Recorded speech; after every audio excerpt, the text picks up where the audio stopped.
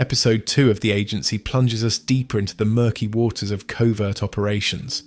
This week, the CIA's London field office finds itself scrambling to manage multiple crises. Before we start, if you haven't already, please consider subscribing and ringing the bell to stay in the loop when we release new videos. If you haven't caught up to the events of this episode yet, you can watch our recaps on the previous episodes using the link above. Also, because this video contains key plot points and events from the episode, a spoiler alert is in place. The disappearance of Coyote, a deep cover operative arrested in Minsk, looms large. With no word on his fate and the chilling possibility that his cover has been blown, the stakes couldn't be higher. Coyote's intel was pivotal to the agency's network, particularly in volatile regions like Ukraine, where tensions with Russia remain at a boiling point.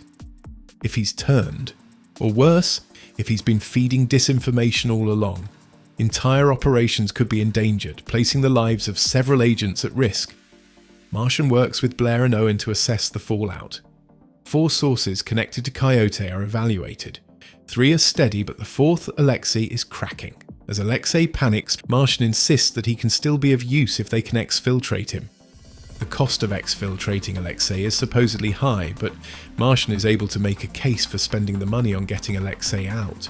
His case is strengthened by the presence of Dr. Blake, a brilliant agency psychologist flown in from Langley to observe and evaluate Martian's mental health. She is drawn into providing psychological insights on Alexei's mental state. Over in Ukraine, Charlie, Henry's brother-in-law and a doctor stationed at a makeshift hospital, happens to also be an undercover agent for a top-secret mission dubbed Operation Felix. The mission's status has shifted to amber, meaning their cover is intact for now, but that they have to be ready for any change in status. Soon enough, Operation Felix is abruptly aborted, and Charlie and his team, consisting of a pair of Ukrainian Special Forces operatives, must make a daring escape through a Russian blockade. The sequence is pure adrenaline, with the trio's grit and training outmatching the superior numbers of their pursuers. When Alexei, still in panic mode, books a ticket to JFK, a dumb move that would definitely out him as an American agent, his handlers swiftly change his plans. Instead, he is rerouted to Poland under the guise of visiting his sick brother. When he lands in Gdansk, he is abducted and interrogated by the CIA agents. The interrogation is intense and conducted by Martian under Dr. Blake's observation. We see him operating in the field for the first time. The plan is to treat Alexei as a wooden duck. "Squeeze a wooden duck, it doesn't quack," he says. "If this guy works for the Russians, as soon as he's had enough, he'll quack." Dr. Blake, visibly shaken by the brutal process, watches as Alexei finally cracks. He claims that he's working for the Russians and the Americans and spills several details that the team are unable to confirm immediately. Pressed for time, Martian wears a ski mask and goes in himself to question Alexei.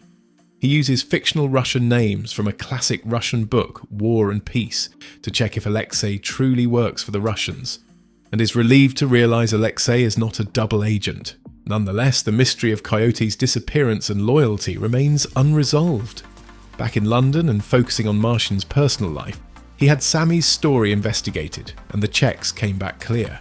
His suspicion still high, he decides to pay a visit to the university, only to discover that while Sammy registered for the academic conference, she never actually attended any lectures. A disappointed Martian is now certain that Sammy may not be who she claims to be. How far is he willing to go to uncover the truth, and how much will it cost him?